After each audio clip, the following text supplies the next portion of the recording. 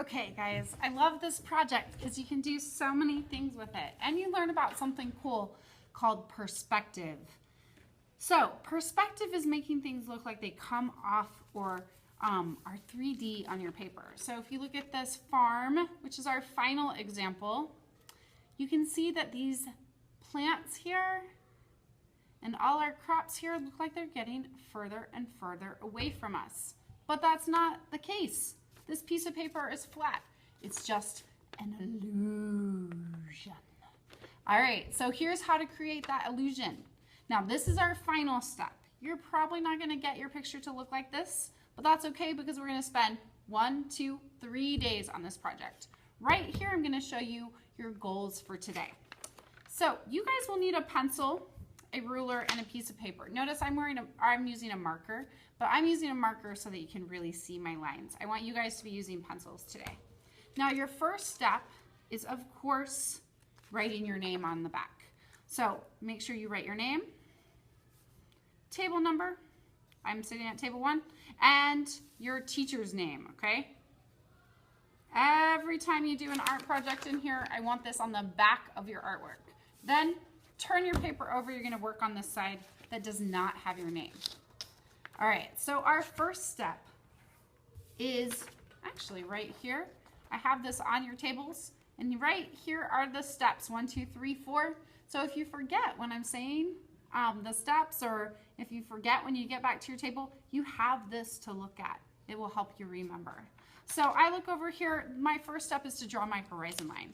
So a horizon line is just a line that's going to go in the middle of your paper. Anything above a horizon line is sky. Anything below the horizon line is land. Notice that I did it kind of in the middle. That's important. Don't do it really close to the bottom. Don't do it too high up at the top. You want it somewhere in the middle, like right about here, okay? Now the next thing I'm going to do is create a vanishing point.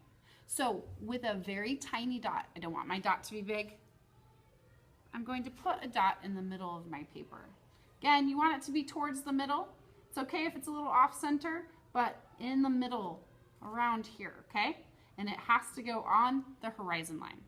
Now, the next thing I'm gonna do is draw what's called my converging lines. And these will be the lines that separate our crops, so our crop rows. And we're gonna need to have about 6 or 7.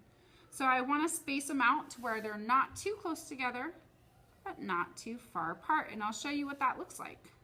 So 1, 2, notice that I'm rotating my ruler around as I draw my lines.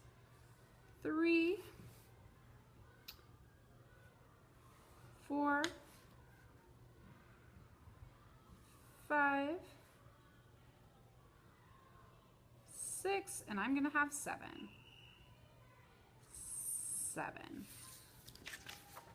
So do you see how all of my lines meet up at my dot? And then they go all the way to the edge, okay? You guys are gonna do that too. So you're gonna line your ruler up with the dot and draw your line going off the edge. And remember, these are our crops, so we don't want it in the sky. I stop when I get to the horizon line. All right, next, here's the fun part. We're gonna draw in some plants. So, I had trouble coming up with ideas for plants, so I have this little cheat sheet here. You can look at these for ideas, but you are not limited to this. If you can think of another plant that you want to add, go for it. Add that plant. When you draw your plants, you're going to want to start at the bottom, okay? So if I'm starting here, I'm going to start towards the bottom of my paper. I don't want to start at the top, and you'll see why here in a second. So I'm looking over here for ideas. I think I'm gonna draw some sunflowers first because I really like flowers. All right, and I think I'm gonna pick over here to start.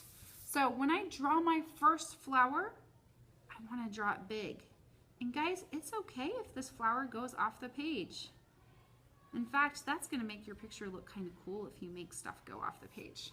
So don't worry about that. See, my flower is at the bottom and it's big. Now, as I draw more flowers, I'm gonna make them get smaller. So my next flower is not gonna be as big. And then, oh, maybe I draw a stem. And then this next flower is going to be even smaller. Now I'm going to draw a teeny one. And voila! It looks like my flowers are getting further and further away. Okay? I'm going to do that for each one of these triangle shapes here. And I want to make sure that as I get further away from the edge of my paper and closer to the vanishing point, my crops or my plants get smaller. So if you look here, that's what's happening here, and that's part of what makes this look cool. You guys try it out.